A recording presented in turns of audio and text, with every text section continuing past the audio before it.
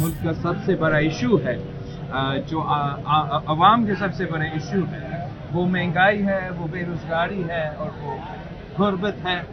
और Pakistan peoples party का ये मौक़िफ़ है और आज में मेरा ये मौक़िफ़ है कि हमारा कोई सियासी दुश्मन या सियासी मुखालिफ तो पाकिस्तान पीपल्स पार्टी के लिए है ही नहीं। हमारा मुखालिफ, हमारा मुकाबला इस गुर्बत से है, इस बेरोज़गारी से है, इस महंगाई से है।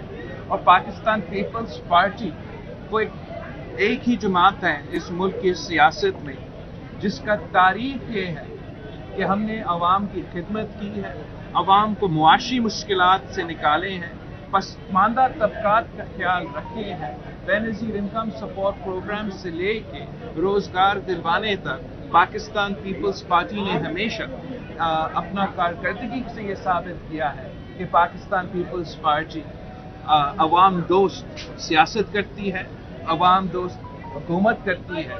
और यही वजह है कि आज भी पाकिस्तान पीपल्स पार्टी का मुतालबा है कि इलेक्शंस जल्द से जल्द करवाया जाए, इलेक्शंस आइन के मुताबिक करवाया जाए, इलेक्शंस 90 दिन में हो, ताकि हम वो इलेक्शंस जीत के पाकिस्तान के अवाम का खिदमत कर सकें, पाकिस्तान का अवाम को इन मुश्किल मुआशी सूरत हाल से निकाल सकते। जहाँ तक मीडिया में जो बातें चलते हैं, जो एक माजी आपके सामने है कि मुसलसल पाकिस्तान पीपल्स पार्टी का किरदार कशी का एक प्रोपेगेंडा का मुहिम आज से नहीं, शहीद मोहतरमा बेनज़ीर भुट्टो के दौर से, शहीद ज़ुल्फ़िकार अली भुट्टो के दौर से चलता आ रहा है। और हर बार हमने वो प्रोपेगेंडा करने वाले, वो किरदार कशी करने वाले को अपना कारकर्दगी से उनको मुंह तोड़ जवाब दिया है। और आज भी पाकिस्तान की तारीख आपके सामने है।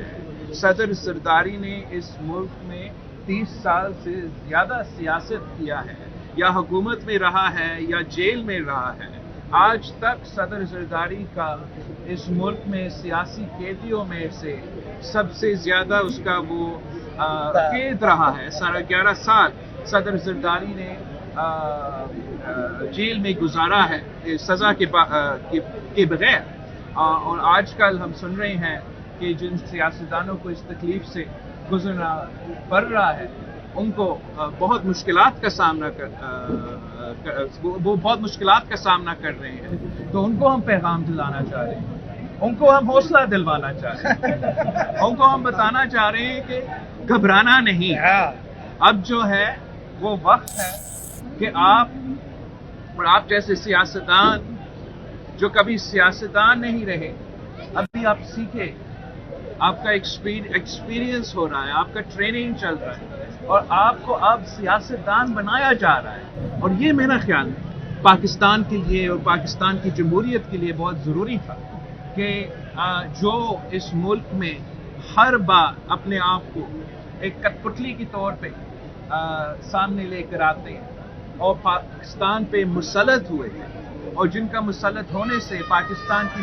मईशत से लेके हमारा नेशनल सिक्योरिटी और लॉ एंड ऑर्डर के सूरत हाल पर जो असर हुआ है, और जिस तरीके से वही कठपुतलियाँ जिनमें 30 साल की इन्वेस्टमेंट चल रहा था, वो मई 9 पे मिलिट्री के इदारे पे हमले किए, को कमांडर हाउस पे हमला किया, जिना हाउस पे हमला, GHQ पे हमला किया। ये अब इंशाअल्लाह ताला एक ऐसे सबक है कि उनको भी हमें सबक सिखाना है जिन्होंने ये हमला किया, कि खबरदार आगे जाके कोई भी सियासतदान, कोई भी इस मुल्क की शहरी ये सोचे भी ना कि हमारे असासे हैं, जो हमारे इदारे हैं, उन पे इस तरीके से हमला करे। और उनके लिए भी एक पैगाम है, एक वाज़ेह पैगाम है। जो कठपुतलियाँ बनाते हैं, जो कठपुतलियाँ की तलाश में होते हैं, जो इस मुल्क पे कठपुतलियाँ मुसल्लत करने चाहते हैं, माजी में किए हैं और शायद आज भी सोचें कि हम आगे जाके ये करना चाहते हैं, कि आपको भी पाकिस्तान के अवाम खबरदार है कि हमारे ऊपर इस किस्म के एक्सपेरिमेंट्स करना अब बंद कर। पाकिस्तान के अवाम को अपने फैसले करने दें। अगर पाकिस्तान के अवाम मियाँ शहबाज शरीफ साहब को या मियाँ मोहम्मद नवाज शरीफ साहब को चुनता है तो हम सबको इसको कबूल करना चाहिए। अगर पाकिस्तान के अवाम पाकिस्तान पीपल्स पार्टी के हक में फैसले देते हैं तो सबको ये कबूल करना चाहिए। और शायद ये मुझे पसंद ना हो, मगर अगर पाकिस्तान के अवाम तरीके इंसाफ को भी चुने तो हमें फिर कबूल करना पड़ेगा।